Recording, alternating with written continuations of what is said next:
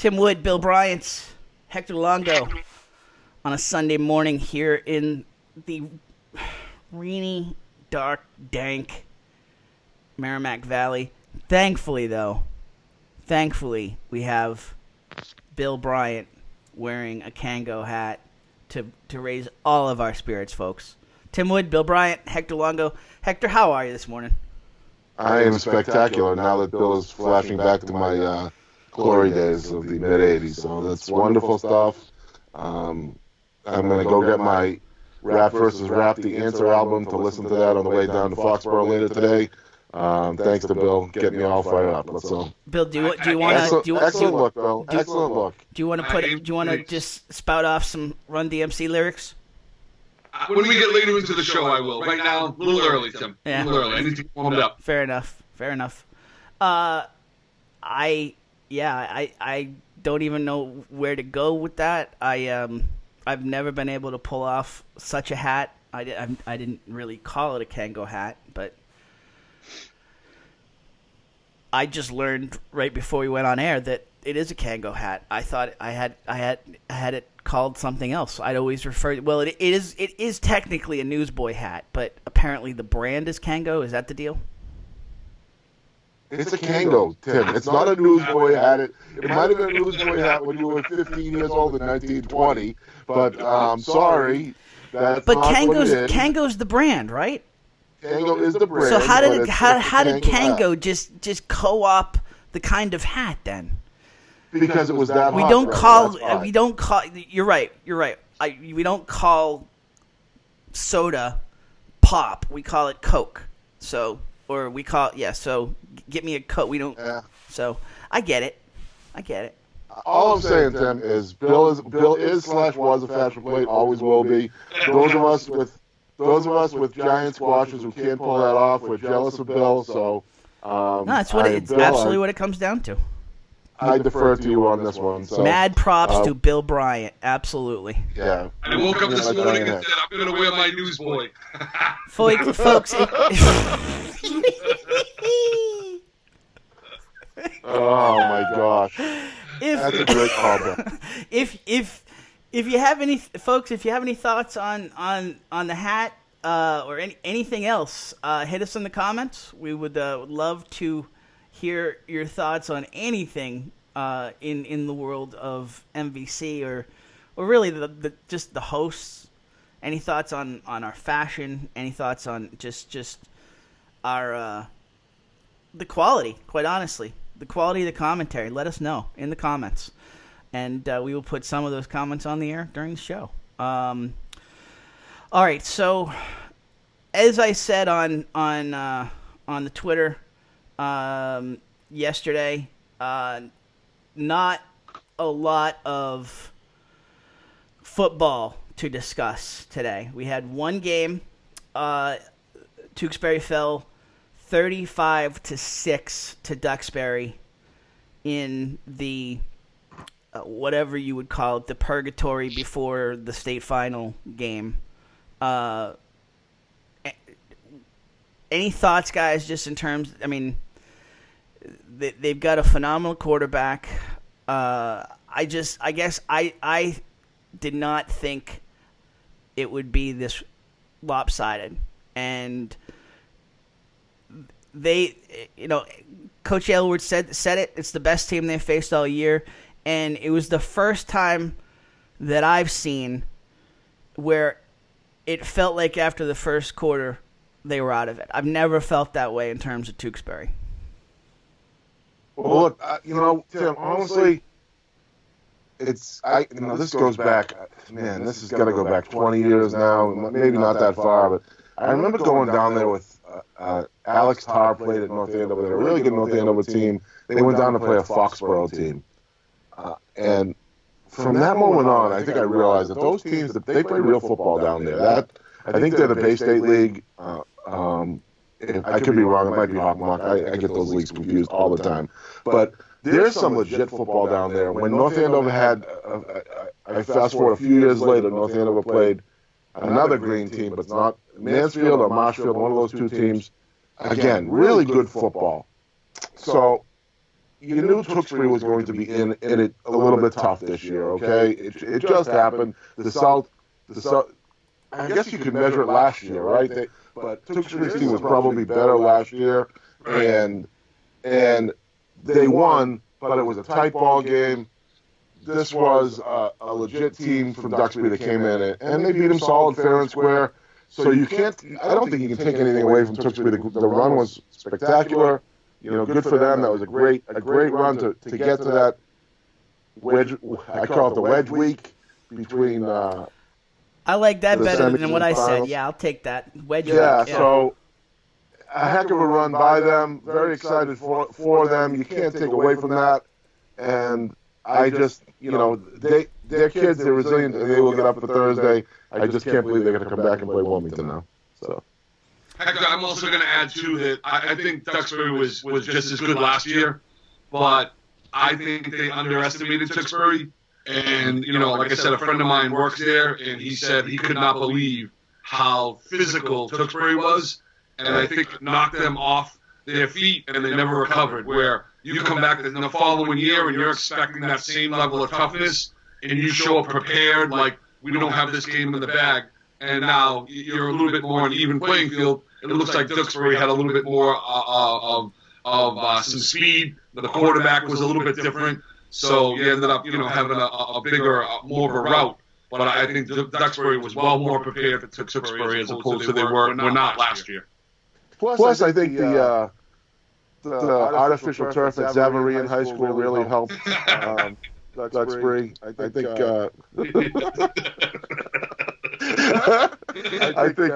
that aspect of things, if you played in a mud bog like it's Tewksbury, might have been. This November might help them a little bit, but the better team definitely won, and that's taking nothing away from Tewksbury. Tim, you're awfully silent over there. What's going on? Okay, Bill. So, anyways. On to the next subject here. So Tim, you gotta say something. I actually said to my dad last night. I said, I just I've become known as the butcher because I just I have this all in my head ahead of time, and I am not making excuses here. It's just Bill has seen me run a live show like with me as the producer now. I got 6 screens going, and so everything in my head on the host side before the show seems to go away as soon as we hit the live button. So anything in the neighborhood of a difficult pronunciation, I can't even phonetically sound that out of my head. And my dad was like, yeah, I love the Xavier Inn. I always stay there. He's like you idiot. So thanks for that, guys. Real quick before you mute me out, big shout out to the Sarkis brothers at Greater Lawrence yesterday. Lost to Abington 34-22. Shamil Diaz had an incredible senior year at quarterback. Too late, Bill. Just mute. What was that? What were you saying? You better not have muted me out. What was that? I heard every word, Bill. I don't care what he says. I'm just kidding, Bill. I'm just kidding.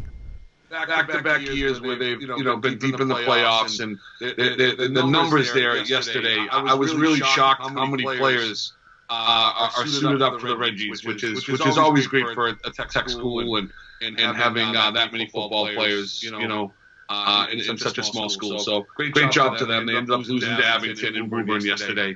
Myself and a buddy went to the game, and it was a good football game. It was 19-14 at halftime, and some good football. So, congratulations to the Reggies. Back to Tewksbury, one thing that I wanted to point out, we had this team pegged with a lot of juniors. So, as we're going through some of this Gridiron Awards nomination stuff, no, so their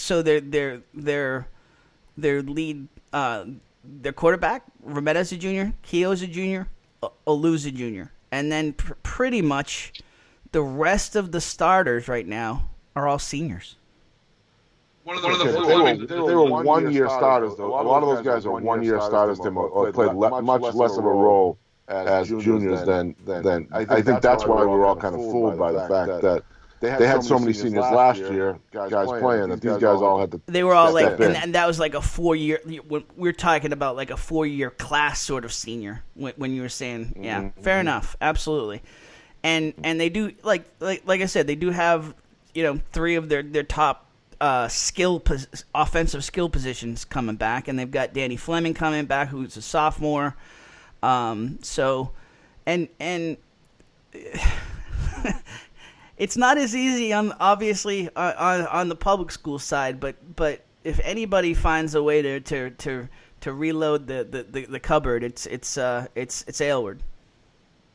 Now, by saying it's not as easy on the public school side, does that mean that the Catholic schools have a different advantage? Because I don't think I've ever heard that on the show. Never. No. Well, I mean, Tewksbury can't just, you know, can't just send an email to over the border and pull out, you know, 7 New Hampshire starters for next year, you know.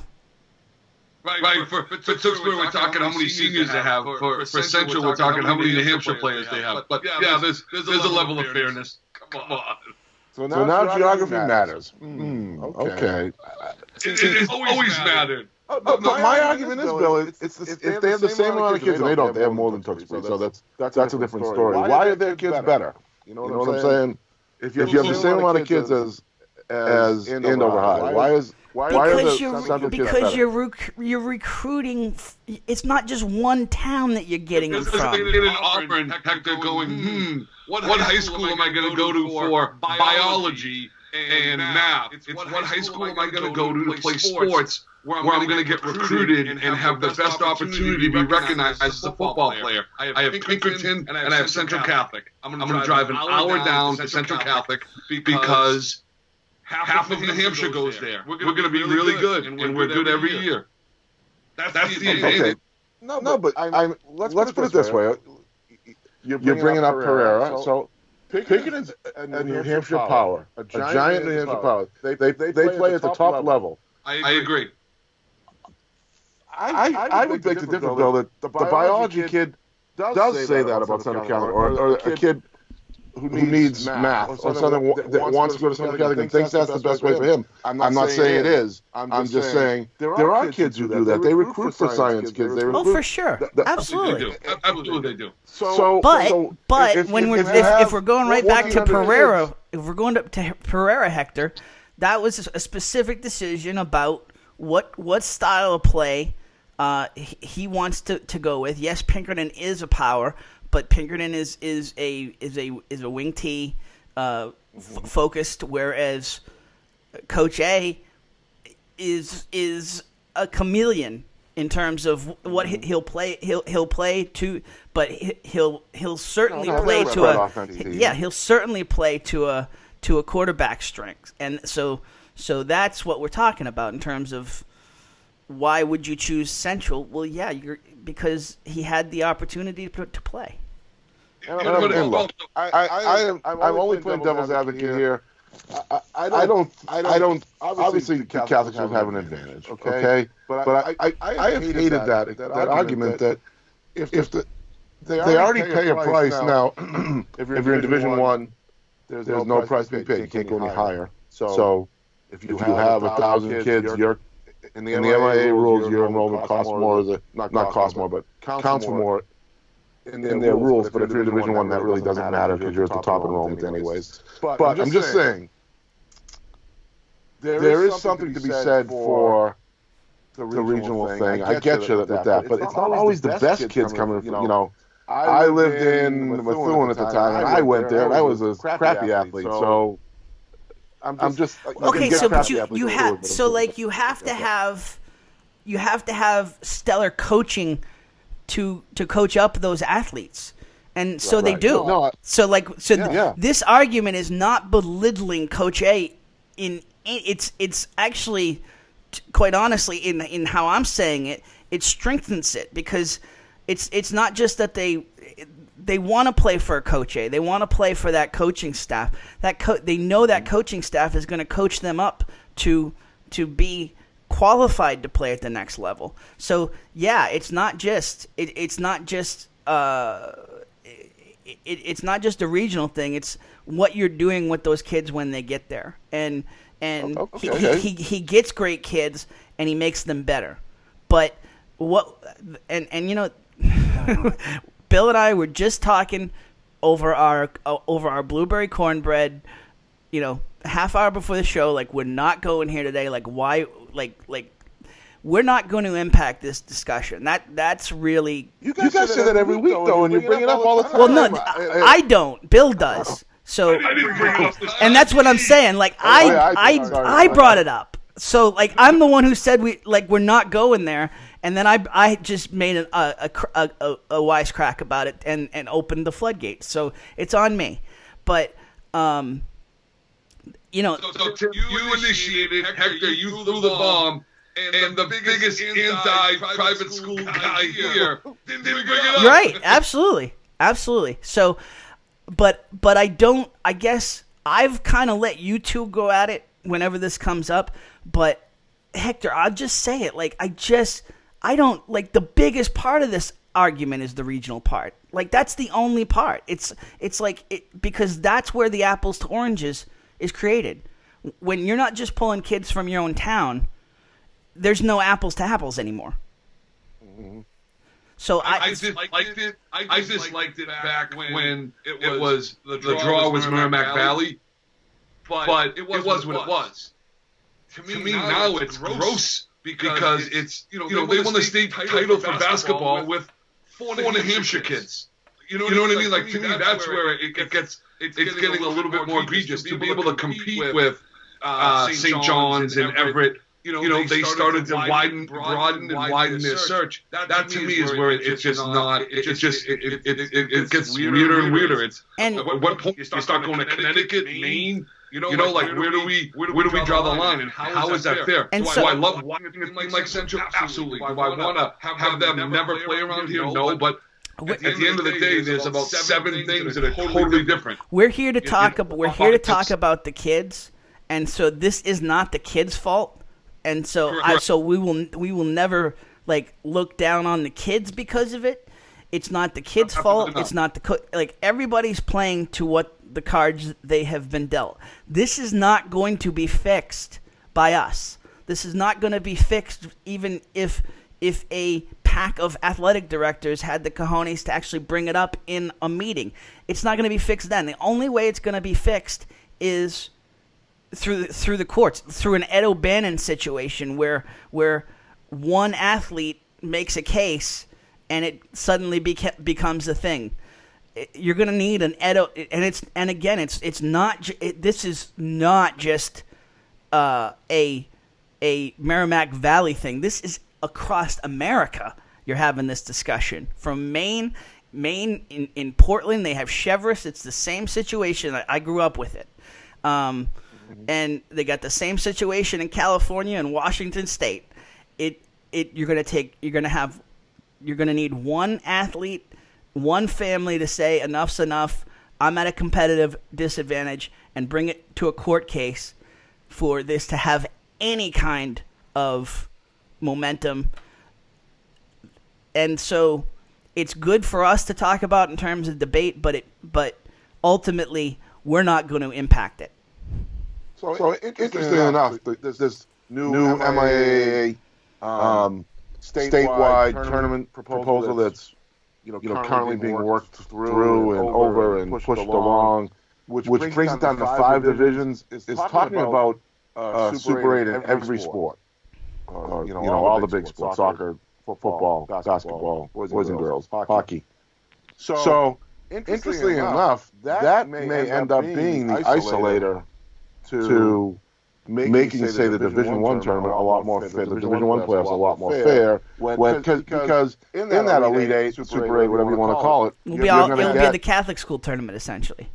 Well, plus Everett, plus maybe Lincoln Sudbury, one other team, something like that. So that makes it for an interesting field leveler. Again, I have lobbied for a long time that they should play in the Catholic Conference, not in the MVC. I think that would make the Central Methuen rivalry, the Central Andover rivalry, the Central Lawrence rivalry in certain sports so much bigger because they are non-league events as opposed to while you take Methuen, Haverhill, Lawrence, Andover, they all have real chances to win the league. I mean, Central is the odds-on favorite in the MVC Large every year for football. You go into it. Boys basketball, pretty much, they're one or two every year. So there's not really a level field there. Whereas if you made that Methuen Central game an event, the one time out of 12 or 15 or whatever the number is that Methuen wins. Yeah, why do you think Kyle Gaudette still has that pinned as his Twitter? The Methuen win over Central last year, because it never happens, and it was epic the way it did happen. So Hector, I guess I'm going to be honest. I know you and I have what you just described is exactly what I'm looking for. Yeah, I know that. I understand that, and you're right. You are right, but again, I don't know if anyone's listening either. Like no, I don't expect anyone to change because crying and whining. It's not just that anybody's listening. It's that it will not be changed until, like the proposal you're talking about will actually alter the situation. But in terms of the competitive disadvantage, it's not going to be changed by us. It's going to be changed by a court case.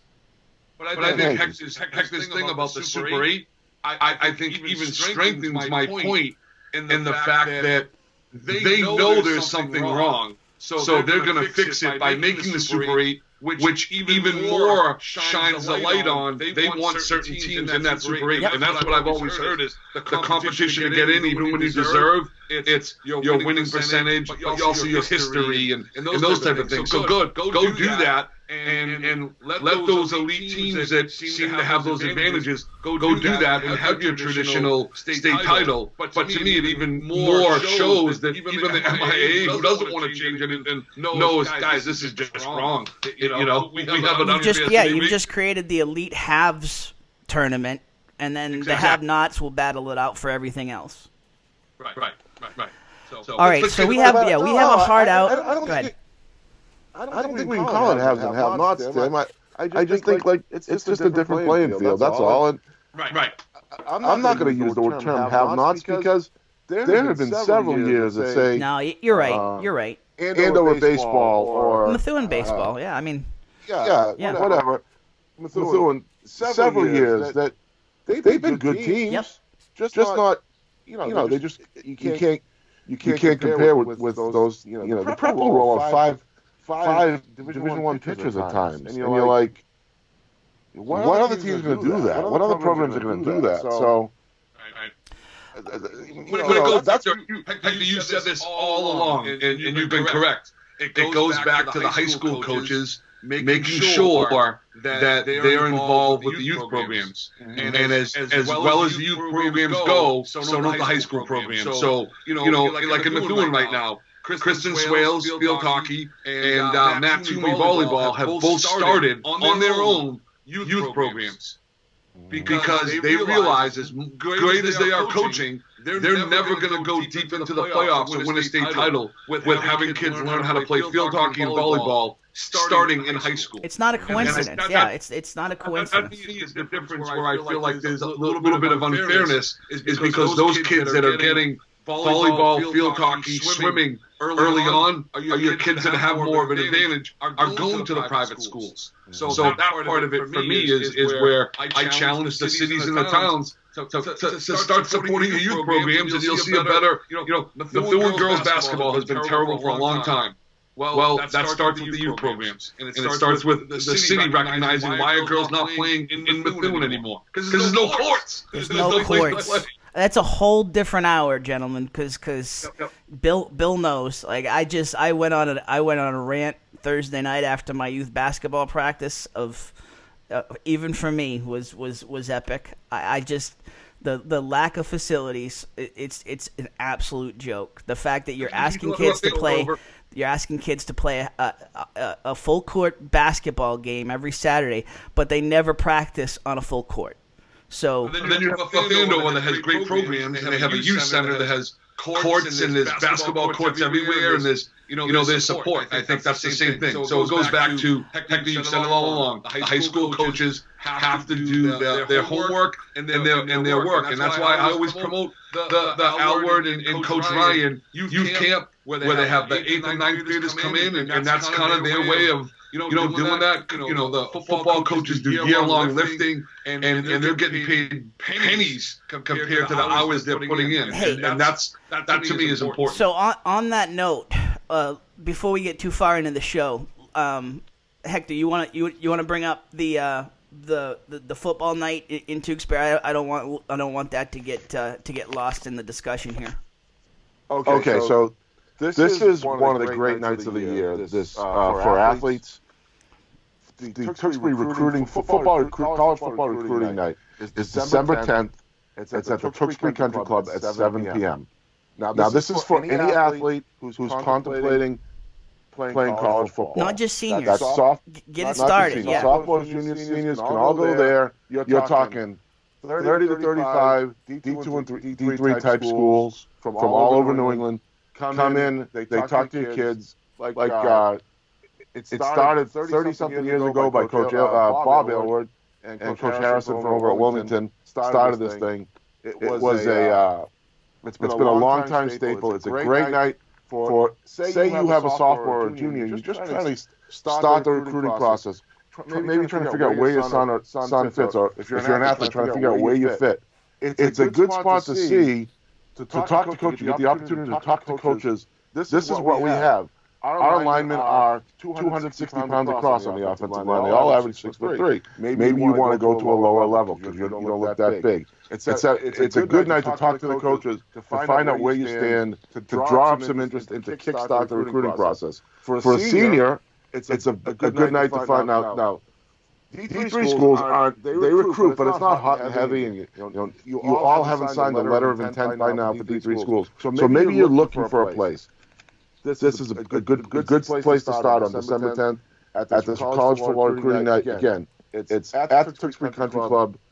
That's right on Route 38 there in Tewksbury. It's easy to find. It's 7 o'clock on December 10th. It's a good night. There are football people around. You get to talk football, learn about the college recruiting process, and it's the price is right. So, again, anybody interested, the December 10th. I'm going to add a couple of things. It's 1880 Main Street, right in Tewksbury, the Tewksbury Country Club. I went last year with Connor. The other cool thing is there's a bunch of high school coaches there as well. So it's not like you're walking in and you're going to go in nervous and not know what to do. There's Tewksbury coaches, Methuen coaches, Lawrence. There's a ton of MVC high school football coaches that go as well. So they're helping the kids introduce to the coaches, because not every kid has that ability to go up to a table and say, hey, I'm so and so. Where you have some players that think they're way better and are expecting coaches to come to them. That's not the say here. So this is a great. We went last year. It was a great event. There was a ton of coaches, a ton of schools represented.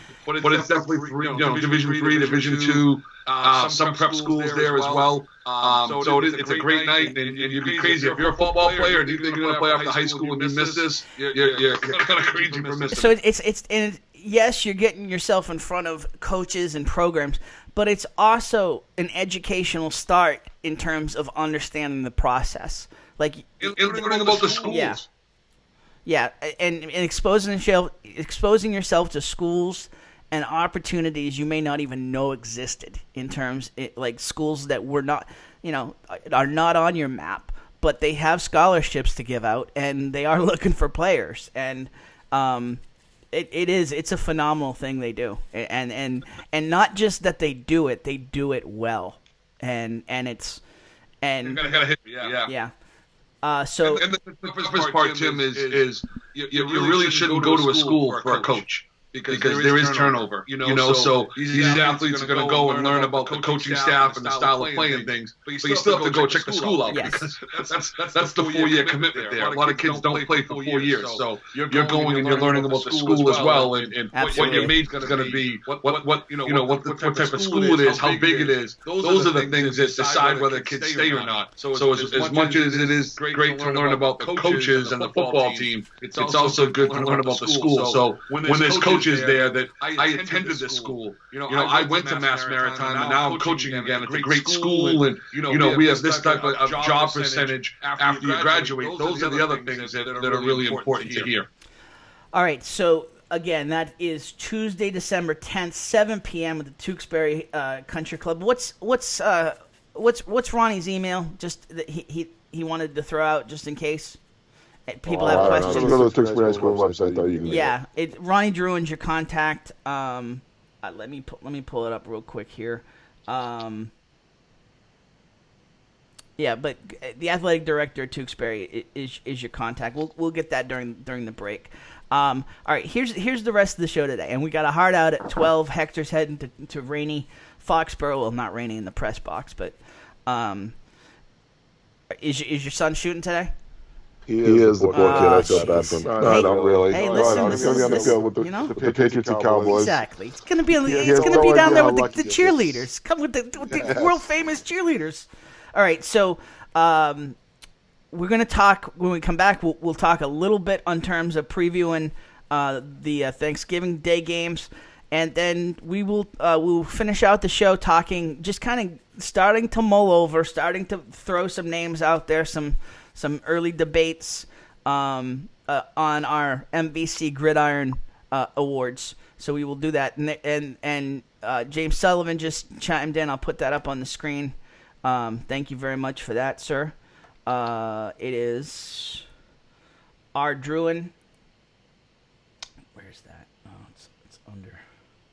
Okay, I can't believe Sully's not deep in study for his team DECA competition coming up at Merrimack College next month. I can't believe Sully's not working overtime on that, getting his kids ready for the big DECA competition at Merrimack. So come on, Sul, pick it up a notch. He's a multitasker, clearly.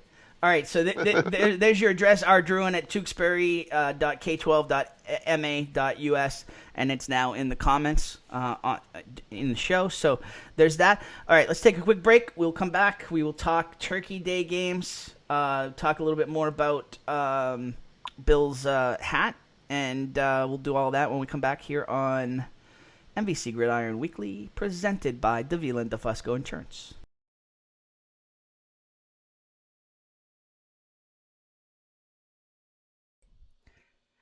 It's a dream to own your own business, and Val and Susan Davila made that a reality in February 2013. They started with just 2 insurance carriers, but now Right in Place Insurance for Progressive, Safeco, Pilgrim, Plymouth Rock, and MapFreight, just to name a few. Need auto insurance, renters, commercial, or home? I just asked Val and his crew to find me a better auto and home insurance deal, and he connected me with Plymouth Rock, where I'm saving more than 40% over my previous insurance. Now, your results may vary, but give Davila and DeFusco a try. They pride themselves on having lifelong roots in the Merrimack Valley. Put their experience to work for you.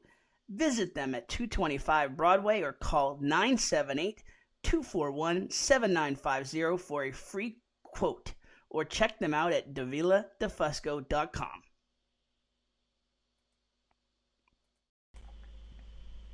Big shout out to the folks at AFC Urgent Care, Lisa Williams and her team over there. AFC Urgent Care, the right care right now. You'll never need an appointment. Got that persistent cough and cold, that cut that needs a few stitching, or need a sports physical and don't want to wait weeks to get into your primary doctor? AFC's streamlined approach helps you be seen quickly and feel better fast. In Methuen, in the Merrimack Street Medical Professionals Building, 380R Merrimack Street, in North Andover as well, in the Burton Grill Plaza, 8 to 8 Monday to Friday, 8 to 5 Saturday and Sunday. Go to afcurgentcare.com for more details.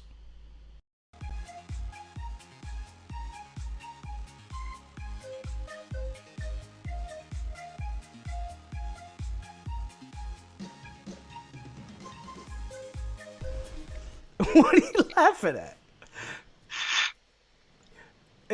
Is there a private conversation going on here I don't know about? What? Where did Bill go? I have no idea What the heck Bill happened to Bill Bryant? All right. Well, I think he was taken aback by your stitching comment. why has that caught you in the past? Have you heard? Oh yeah, no, I noticed it the first time. Yeah, and then it keeps If you playing. haven't noticed, I pretty much catch it every time. Oh, you I noticed it the first time. It's just If you haven't noticed, I just haven't re-recorded it. Slide. Yeah. No, and I do appreciate you letting, or maybe just holding that in the holster all this time. I appreciate it. I was laughing at the fact that you said. I was laughing at the fact you said that one bothers you yet. Xavier in high school and Captain Central. Oh, they all bother me. They all bother me. High school don't But I mean, I'm not mispronouncing stitching. It's just the language is bad there in the commercial, so we'll fix that. But no, I feel bad every time I butcher a name. And listen, I don't sleep, guys. Like this stuff, I carry this stuff. It's very personal to me. I strive to be better every show, and when I'm not, it hurts. All right. So Thanksgiving Day. What is the game on Thanksgiving? If you were picking a game to go to, I want to know right here, right now. What is the game to go to? Don't say, Brian. You can't say Methuen. No, that is the game. No. That is not the game. Andover, North Andover is the game. Andover, North Andover. See, that's a good call by you. Yeah.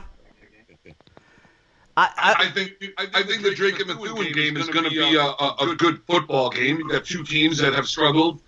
You got some athletes, but as far as just two teams that don't really like each other, which Methuen and Drake don't, but talent-wise and just a way to, like you've talked, Hector. What's the purpose of the game? There's some purpose here. Those two teams are not going to want to lose because for the rest of the year, Andover, North Andover are going to talk smack about us beating you, and we're a better team than you. But do you think it honestly? I'm just devil's advocate. Do you think it honestly matters to the Andover kids this year in turn? Like they made a run. They lost to St. John's, and so you think this game matters? It will if North Andover beats them and says, you guys weren't as good as you think you were. You beat Everett because half of Everett showed up. Okay, so that will matter after the fact, but do you think they're going into the game thinking that? I think it absolutely will. I think when you're running into each other at a restaurant, Harrison's or whatever. Now you're talking about parents now. I don't think this game is going to matter to the kids as much as the Methuen-Drake game is going to matter to the kids. Okay, so I think that the way that North Andover beat the living daylights out of them last year matters to the Andover kids. I definitely do. I think that one kind of stung a little bit last year. I happened to be standing in that Arctic chill on Wednesday night, and it was frigid, and those kids didn't like the fact that North Andover beat the daylights out of them. So I think the Andover kids, for them, it's going to matter. I definitely do. And Andover was playing right to the end, even down by 35 points. They were still trying to score. So you're 100% right. Tim, I obviously I want the Drake and Methuen game to be a great game, and Drake shows up every year, no matter what their record is, and they have no problem knocking anybody off on Thanksgiving. I'm not talking about history. I'm not talking about what happened last year. It all matters. I'm talking about where each one of these programs are at right now. And for Methuen and Drake, those guys need to end the season with the win. And they both just got back in the winning column. They're both getting back healthy guys. I talked to a Bargwin last week, and you could tell how much. Now, again, I'm not saying it doesn't matter. I'm not saying North Andover is not going to matter to these kids. I'm just saying when you talk about how much it matters to the kids translating to what we see on the field, I think that will be the best game. So, Bill, you must get a sense from what Connor has to say. Are the Methuen kids pushing themselves and taking it seriously here? Season's not over.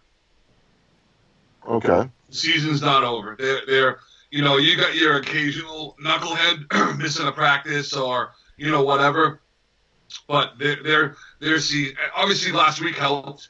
Not to sound like a jerk dad, but having Connor come back helped because there was some hopelessness there. Does it matter as much as I'm saying, though, Bill? No, Tim. Am I misreading that? No, Tim. I think we're talking 1A, 1B. Yes, and that's what I'm saying for sure. I think Barica Chelmsford is a smidge below that because I think Chelmsford beat Barica last year and it pissed Barica off. Oh yeah, and it caught them off guard. Barica, what do you say, 8-2? And Bill Ricka's got a chance at an 8-win season, and they've got a boatload of seniors that want to end this on the right way. So I think those, to me, Hector, when you said those are the top 3 games, I just have to give North Andover an edge because they both went into the playoffs. This is a way to say, all right, if I'm North Andover and I beat Andover, look, we belong in Division I.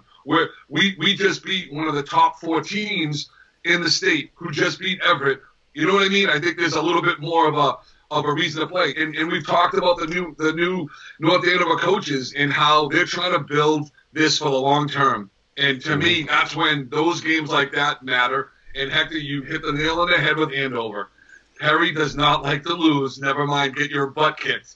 And that's what happened last year. They got their butts kicked and embarrassed on Thanksgiving. So Perry's gonna, and his coaching staff are gonna go out of their way to motivate these kids to get it done. But I just and again, it's who am I? It's my opinion, but I just if I'm putting my self in the head of an Andover kid right now, this doesn't matter. I was all hyped up to beat St. John's and we didn't get it done, and so my season's pretty much over. Right, but that's every team that loses, or that's every team that doesn't win the North. But even more so with Andover this year because of what they had going. Like they really thought that like they truly went into that St. John's game feeling like this is the statement. Like we really have a shot here, and they didn't. And so like, what else matters now? All right, but let's go back to the game exists. Yes. So until we get rid of the game exists. So but absolutely from a motivational perspective, without doubt, like we've got to say that, the coaches got to say that, and the kids have to live up to it. Okay, the kids are either going to meet the coaches at that or they're not.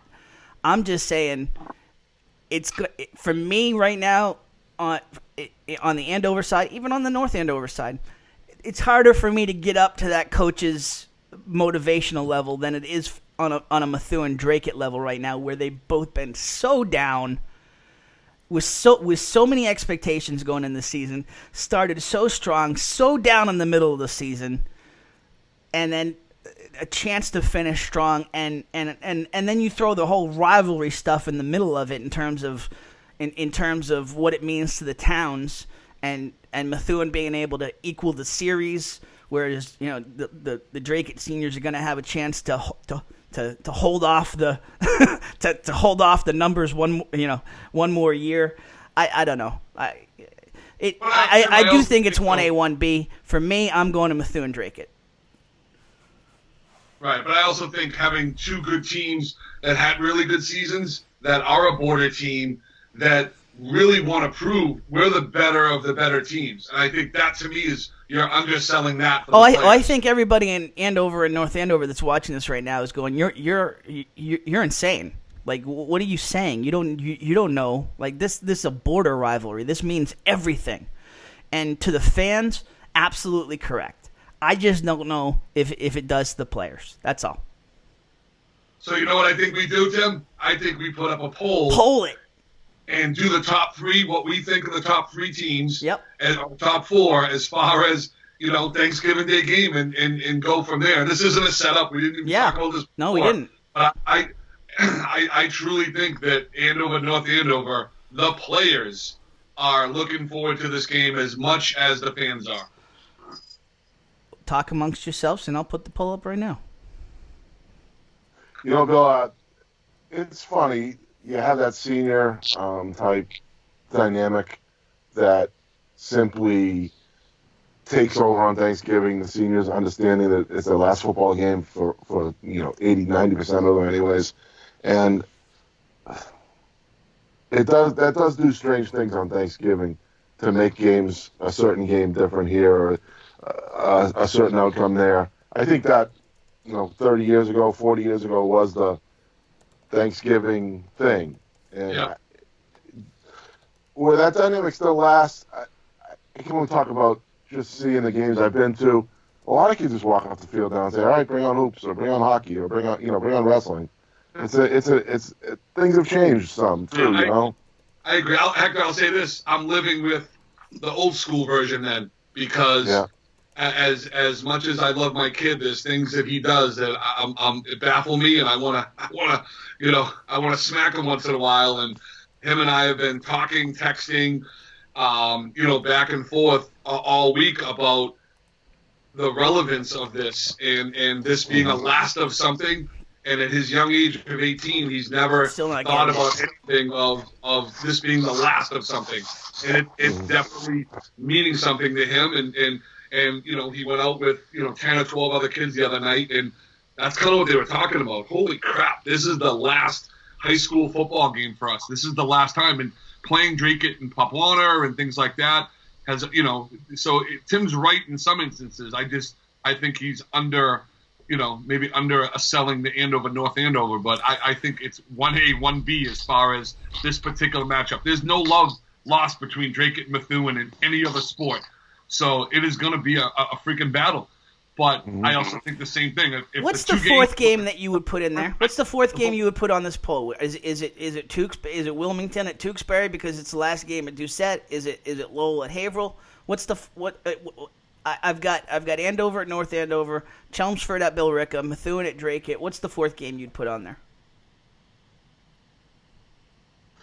I would probably go Lowell Haverhill. I think. Yeah, Central Lawrence is on paper it's a mismatch. I think it's got to be Lowell Haverhill. Tewksbury Wilmington's a mismatch too on paper. There it is. The poll is up. Go vote now, folks. Vote while you're listening. I have a bias against the Lowell Haverhill game. For the last one I covered there was in the snow that day, and I fell down, and everybody laughed at me when I fell down on the where the pole vault hole is. There was a piece of metal under the snow, and I made an absolute fool of myself, and people saw it. So I'm against that game totally. So I feel your pain. I hope they don't play it anymore. I feel your pain. I fell publicly. I'm sorry. No, it's okay.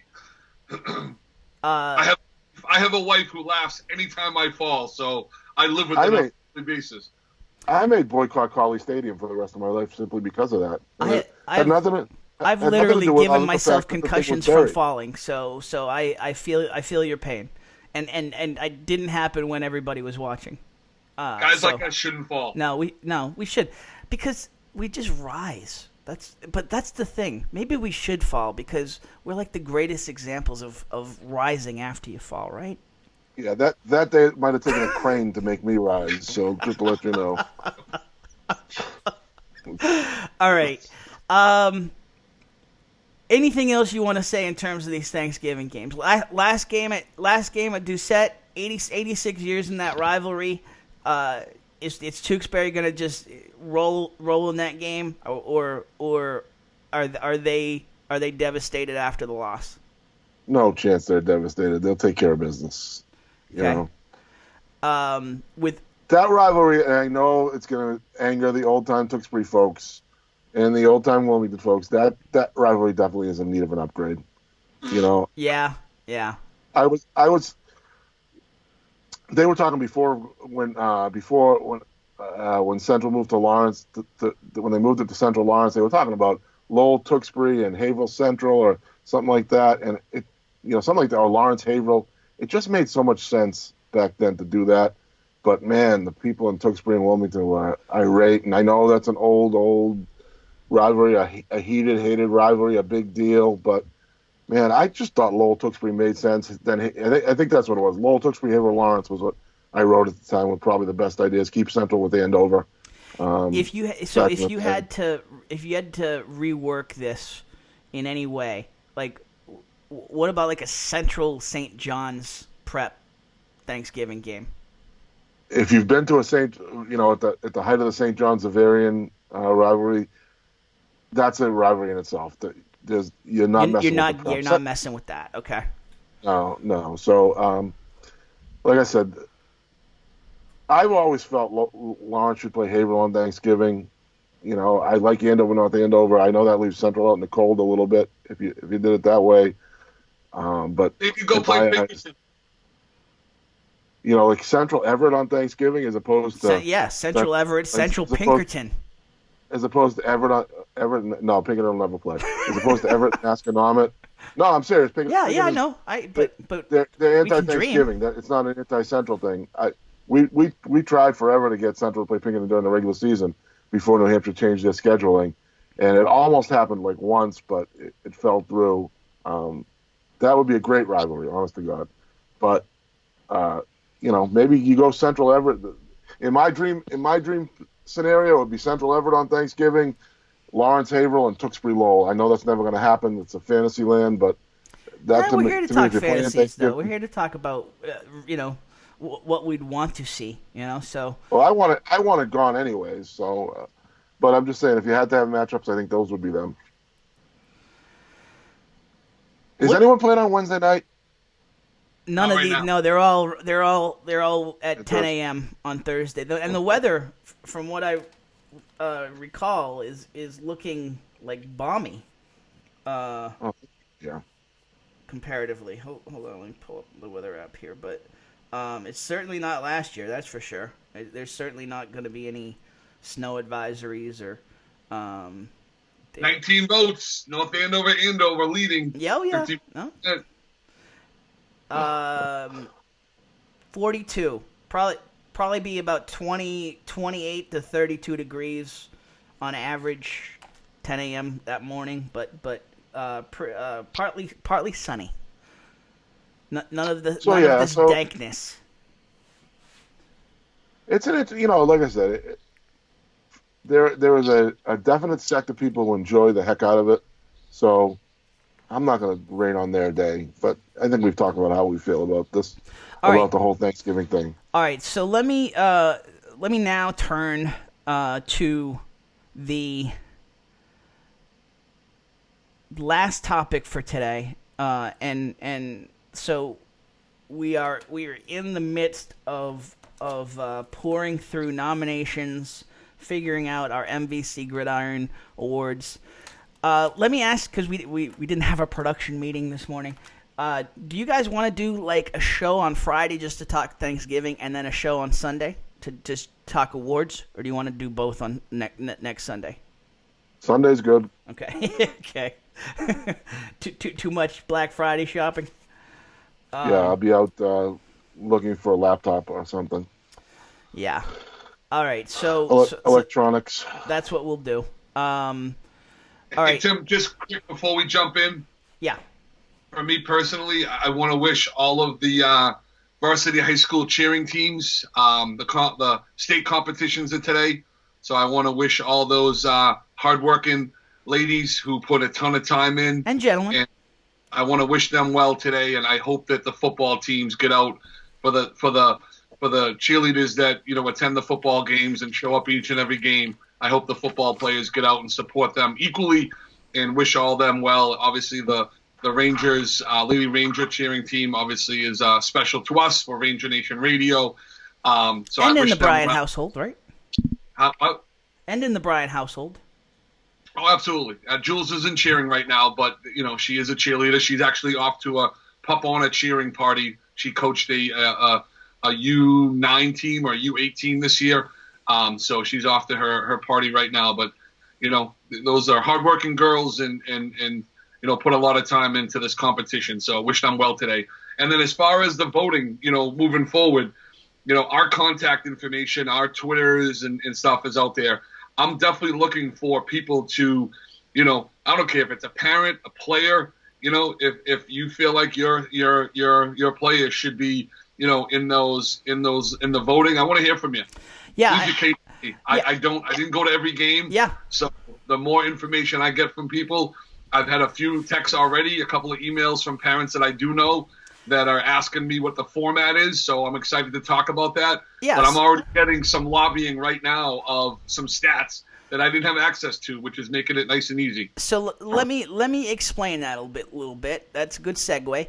In terms of how we're doing this, so it started with coach nominations. We put it out to all the coaches, and we've got a nice Google document with all of the nominations in there. And then from there, Hector, Bill, myself, Logan from Who's Logan? What? Who's Logan? Logan J. Logan J, our fourth member. He was going to be on the show today. I don't know that. What's his last name? Jakubashtis. Okay. He was going to be on the show today. Bill, nice hat, jerk. Can we do a poll on whether Logan should be a part of this vote, considering he blew off his first day at work on this show? Nah, listen, he's a very valid reason. He's Hector, not only did he blow us off today, he's got a medical I excuse. 2 people away from him at a game. He didn't even say hello to me. He didn't know who you were. I hate to tell you this, Bill, time. but not everybody knows who Bill Bryan is. I know you just absolutely fill a room when you enter it, but not everybody knows who you are. And we also found out not everybody votes for me, so. Fair enough. All right, so yes, Logan's a part of it, but we're also listen. I've been on the phone all week with coaches. We're talking to coaches. We're talking to fans. We're talking to. So as Bill said, we're looking for input. We've seen a lot of the games. I mean, we've been out to a lot of the games, but we don't see everything, and so. A lot of what I've been gathering, quite honestly, I've been gathering kind of. I'm not gathering stats. I'm not looking to have a stat conversation with you guys. You guys can pour over them in making your votes. I'm more looking to in what we've seen throughout the season. In terms of what we're discussing today, we obviously. When you talk about that sort of stuff, you really can't get down in the weeds on the lines. But I think in terms of our criteria, we're taking the coaches' nominations, and then from there we're going on what we've seen and what other input we get. So you've got us on Twitter, Tim Wood, MVC on Twitter, Bill's.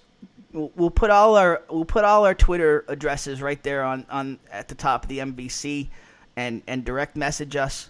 If you're not following us already, what's wrong with you? You should be. Do that. That way you can, DM us and we'll have a discussion. Gentlemen, in terms of, let me just start with when you talk about an MVP. What does MVP mean to you? Okay, because I will just where I'm going with this. Okay, if we're having a stat based discussion, that's one thing. Okay, we've obviously talked about Aiden Pereira a lot. That sort of player, a Josh Ramos sort of player. But when I start talking and I start looking at like MVPs, and we can do an off. I've got the defensive player of the year listed. We can add the offensive player of the year, if we want to. When I look at MVP, I'm just looking at like most important to his team's success. And so when I think about that, I think more beyond straight stats. I think of a guy that is all over the field. And I'll just be honest, like I think more of a Nick Donadio type. when I think MVP. Like what? And I'm not saying that's who I'm lobbying for, but that sort of guy who's making big defensive plays, who's returning, a Brendan Ty guy, quite honestly, who's been all over the field, not just a straight position with your classical stats. Bill, let's start with you. Where are you at on that? Like when you think of MVP? I feel like you have to play both ways. Yep. You have to factor both in. It's not like I'm not factoring both in, but you're saying you literally have to play both sides of the field. When I'm looking at a most valuable player for what we're doing, the show we're having, when I have kids like a Donadio or a Michael Slayton or Brendan Ty, Matthew and Kareem Coleman, you got kids playing both sides of the ball. T.O. It's going to be really hard for me to take someone that plays just defense or just offense and say you're the most valuable player on that team and the league, and you're not playing both sides of the ball. So that's kind of how you're going to sell me a little bit. Is you've got to be phenomenal to your team, or you're excellent on both ends of the ball and have made an impact on both sides of the ball multiple games. Hector, how about you? Well, yeah, I guess. No, Wow. I agree with that. Wow, that's like the biggest pause in answering a question I've ever heard from you. Okay, so I'm going to go back 2-3 years, whatever it was. Brett Edwards was the MVP of that Central Catholic team. He was a quarterback, and he probably, was I can't go back to MVP of the league, whatever. They have 27 MVPs when the coaches vote anyway, so it doesn't really matter. But, that was a subtle shot. But anyways, so if you had a quarterback like that, I don't think we do this year. So nope. I would lean to Bill's theory that, yeah, you probably have to play both ways and mixing in your being all-purpose Shane Elwood kind of kid, Donadio. That was my argument first, right? Just so that's clear. what I said. No, you said Bill's. You said Bill's argument. I said mixing Bill's in with yours, Tim. Oh, that's what I I said. I should listen more. So you should. Yeah. There are going to be years where sure, a Brett Edwards who didn't play defense is the MVP of the league. Yep. I agree. Just don't have one this year. That guy's not there this year, I don't think. Now, let me ask you this. Now, Hector, Aiden Pereira doesn't hurt his shoulder, plays against St. John's, and wins that game, and has 100 yards rushing and goes 12 for 18, 2 touchdowns, and wins 21-20. Now he's in a little bit of a different boat. Now it's a different discussion. It is. Right, and that's what I'm saying. It's not just got to be both ways. You've got to be a Brett Edwards. You've got to be a Perry who actually played both ways. You've got to be somebody that is just that best player. All right, so now let me ask you this question, all right? Because this came up a lot in talking to coaches. When I ask who's the best player you faced this year, and again, I'm not just – this isn't just to get names in the conversation. I'm legitimately asking this because it came up a lot with the coaches. Connor Bryant's name got thrown out there. Shane Aylward's name got thrown out there a lot. Now, those are two guys that missed significant amount of times that may not have the stats, but that those coaches, if you ask them who's the best player, you had to coach or you had to scheme against this year. Those names came up a lot. So does that factor in at all? I mean, are we looking at that? Does it just can you put a guy like that in the mix? I would have a tough time. I got to be honest with you, making one of those guys the MVP simply because they didn't play the whole season. It's not their fault. Yep, but, I agree 100%. Through bad luck, they just didn't play the whole season. So yeah. Which unfortunately is part of the game where sure. You're hurt and you're out. I mean, sure. As Dad, Connor, and I have talked about it, and just his own internal team. He had some personal goals. It sucks, but yeah, it definitely that's one of the factors that everybody. My point with Pereira, you know what? You potentially didn't get the most valuable player on the show because of that last game. You needed one more real good game, high level, for me to get that best player in the league. Well, and one or two of those games, one or two more of those games would have put the stats to that separation level too, for sure. Correct. All right, so let me ask you this. All right, so okay, injury hurts you. What about a Scotty Brown? And again, I know it's a freshman. I know it would never be a discussion, but a guy that we all saw it. We all saw what that meant to that team and how that team turned around with that one guy, and he didn't play the whole season. I mean, to me, you got a BB though, and they were good last year with Victor Harrington. So, I mean, I'm not taking anyone from Scotty Brown. He's a great player, and he silenced me as far as, why are you doing this to Victor, who I don't know either. Well, when I saw Scotty play, yeah, he's the real deal as far as better. But I think there was a solid running game, and to me, like, one of my favorites is Slayton. To me, that's a kid that was immeasurable for Andover's success. Yep. So, I mean, when you're talking defense, let me let you in on that, Hector, in terms of a Scotty Brown type. Not Scotty Brown per se, but that sort of situation. Yeah, no. He would have had to. That kid would have had to have led them to a title. You know what I'm saying?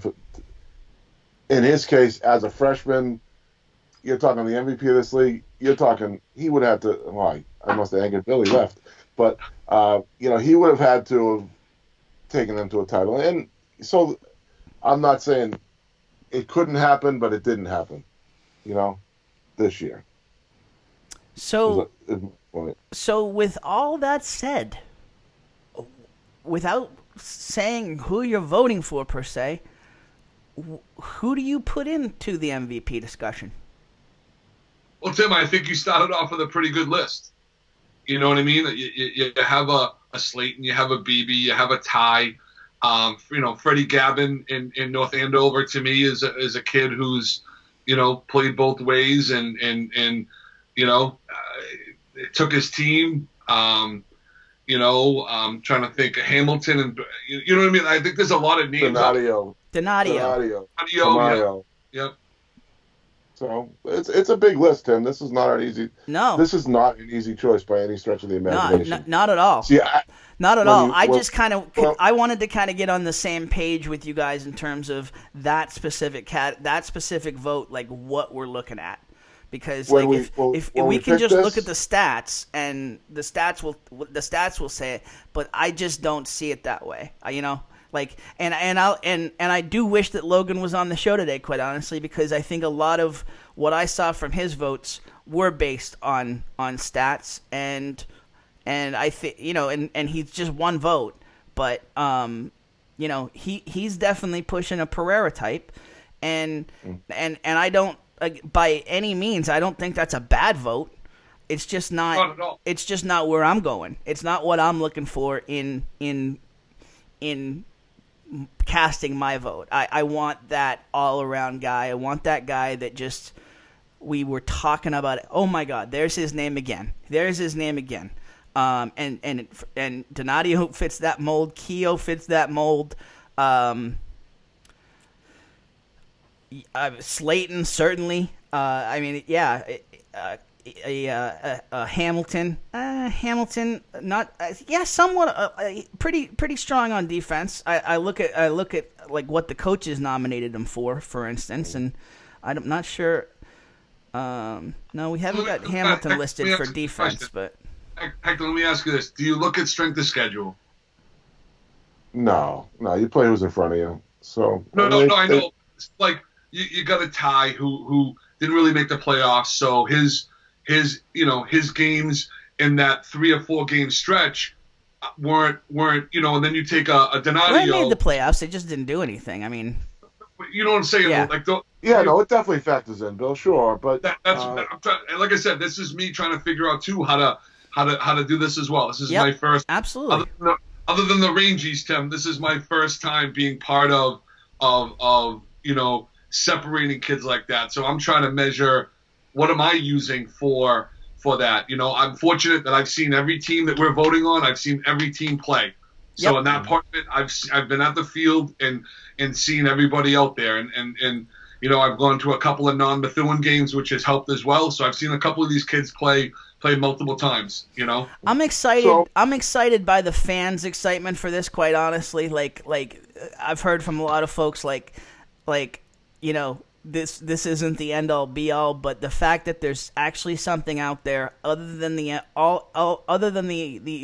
official MVC votes that is gonna differentiate the kids across the league.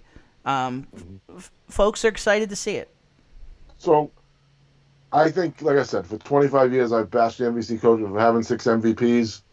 You know, for having an offensive, defensive MVP, and a lineman of the year, and a special teams, and a quarterback of the year, and this, that, and the other thing.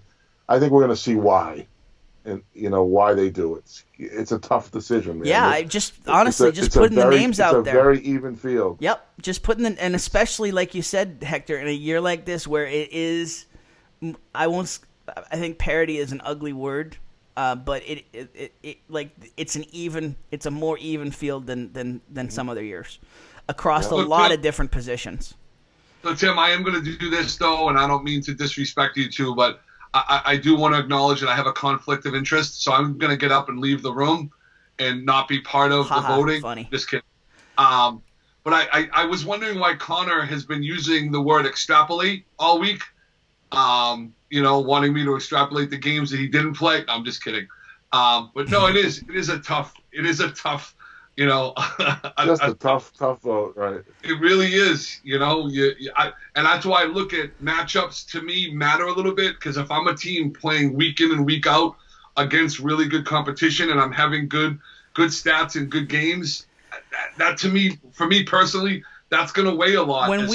When we first started talking about this, okay, it was like, all right, the last thing we want to do is be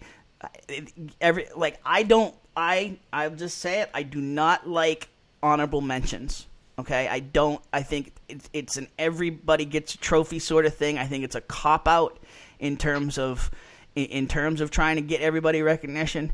Like, if the award means something, let's just cut it off first, second, third team. But even then, like when we first started discussing this, it was like, well, you're going to do first, second, and third team. It is going to be everybody gets a trophy, but it really isn't. Now that I'm looking at it, like quarterback, for instance,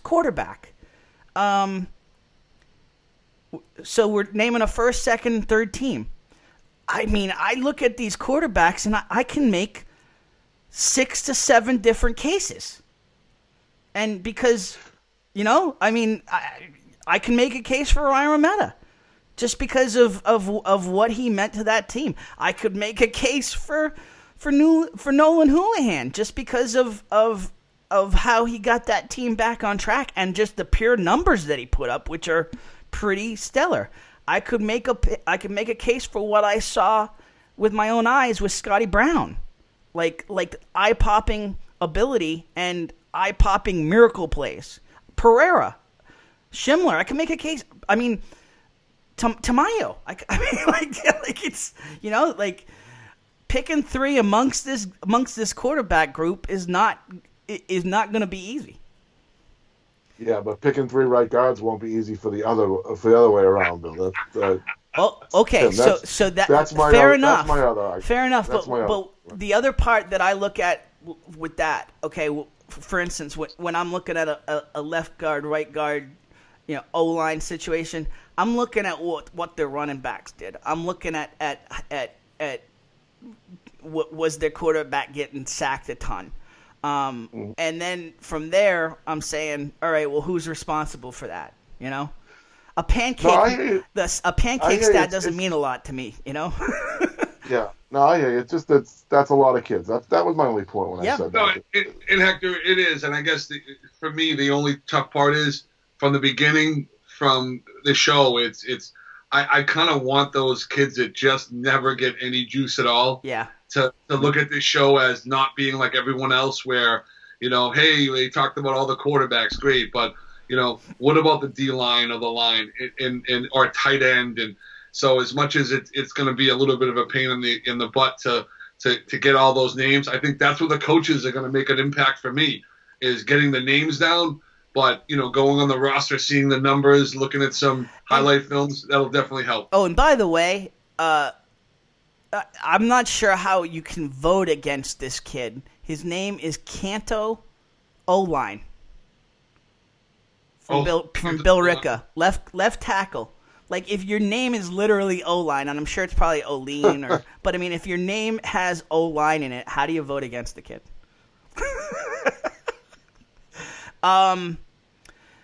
So let me ask this. Yeah.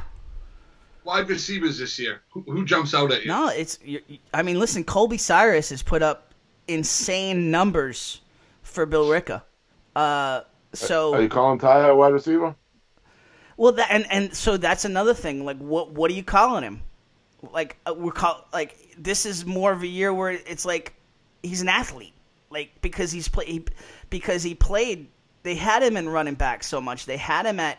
So in that situation, I go to where the coach put him, and the coach put him at wide receiver.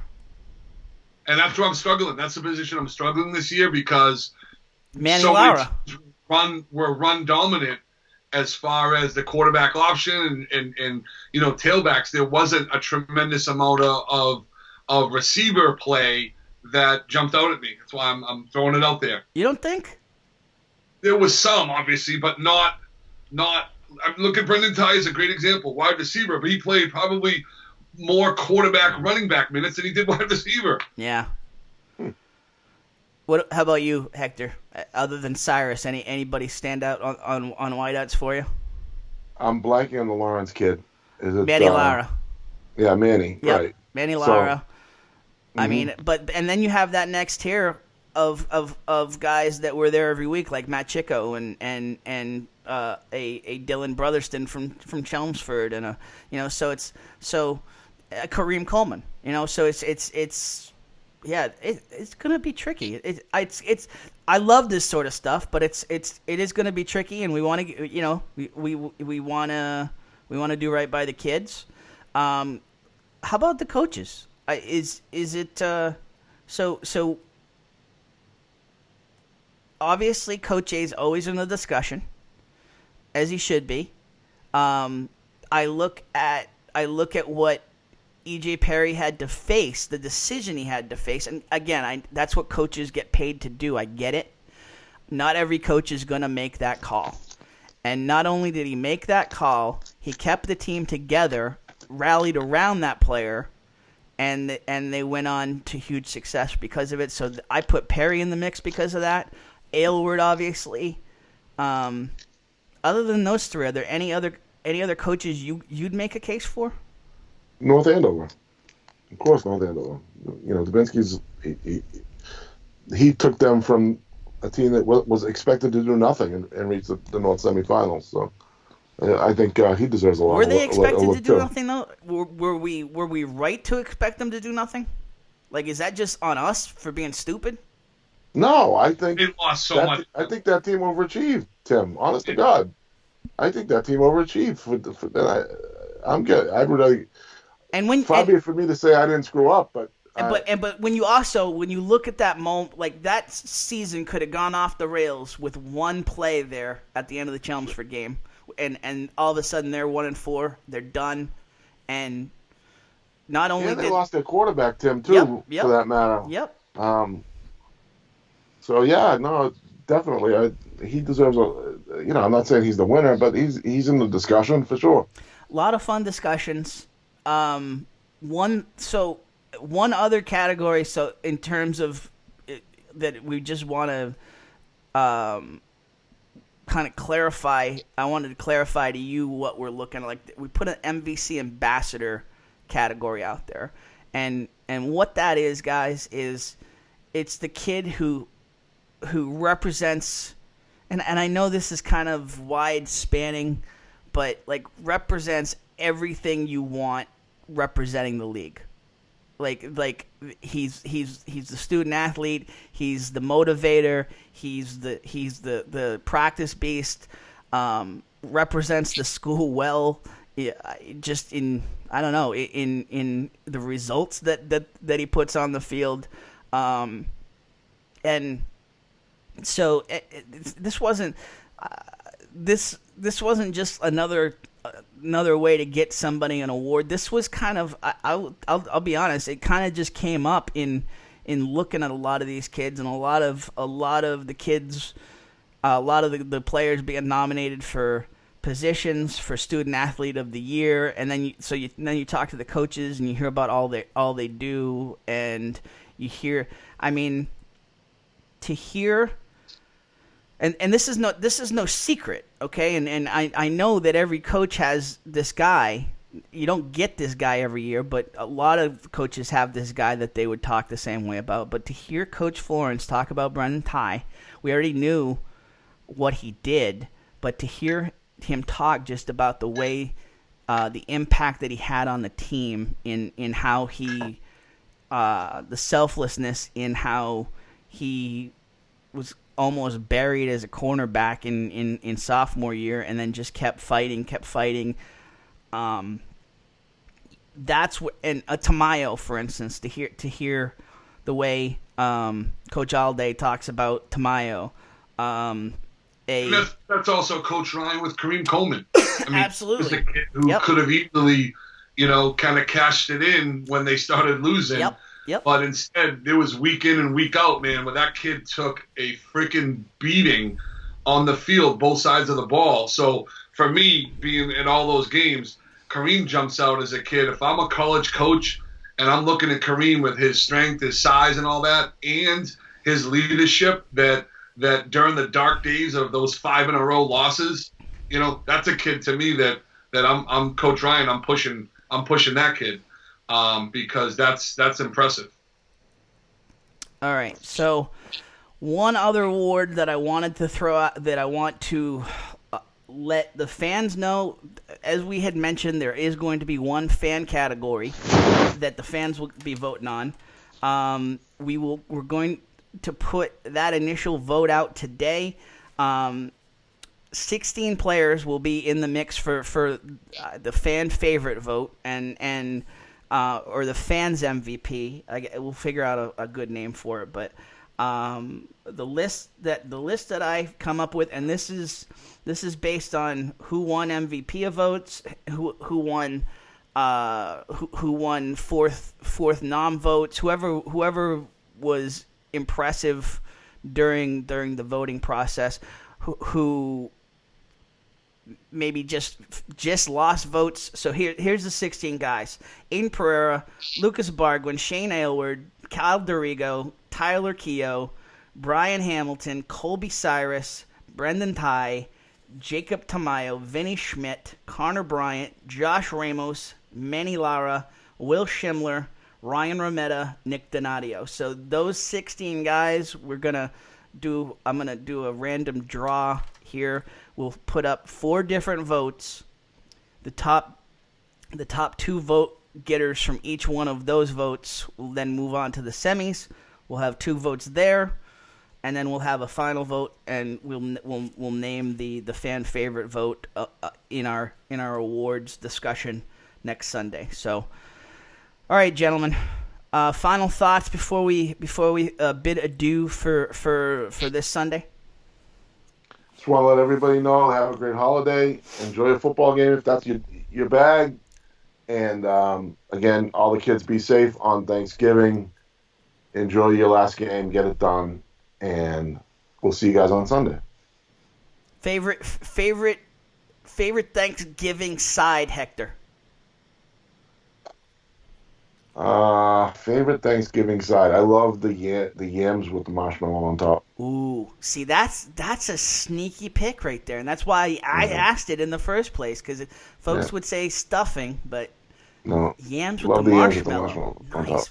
Bill? Easily apple pie. All right. Hey, it's the side dish, baby.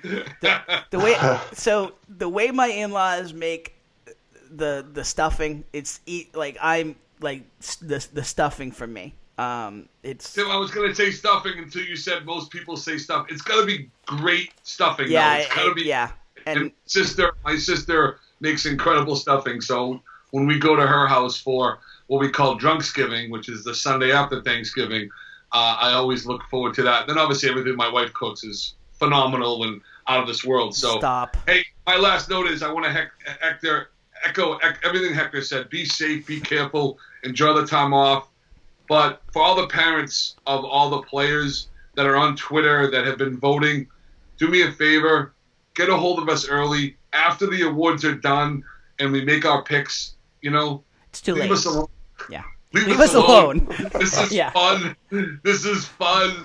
I get nothing out of this. Exactly. I get other to hang than with grief. You guys on Sunday mornings. There's a 3-day period now from Sunday to Tuesday where you have the chance to get in contact with us. I thought, Tim, if you're gonna text me or tweet me or message me after, get off your butt, do it now, and make the case for your kid. I don't want to hear from you after. I want to hear from you now and make your case now. Afterwards, none of that matters to me. So please reach out now. Help me decide.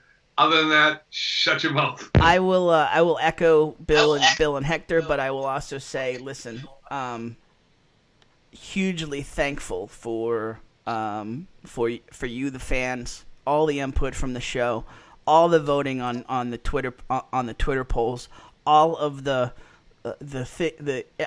folks that come up to me at games. I don't like putting my fat face out here every week, but you know my face from watching the show now, so you've come up at restaurants, at games, and said we love the show. To hear it from the kids that come on for the interviews. Just thankful to everybody that's helped us build this show, the athletic directors, the parents.